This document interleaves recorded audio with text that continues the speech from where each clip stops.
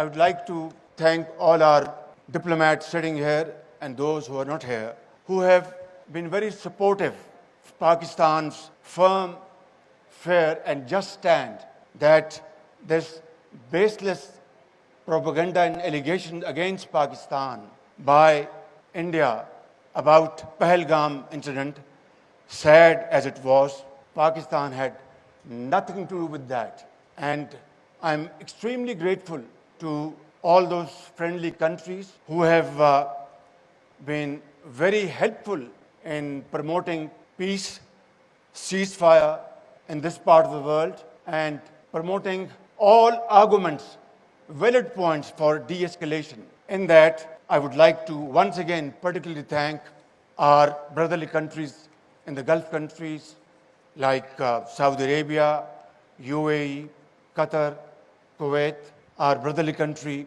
neighborly country, Iran, our brotherly country, Turkey, our friendly country, China, and other countries. Please don't mind. I would like to extend my apologies if I don't mention other countries like Britain and other countries.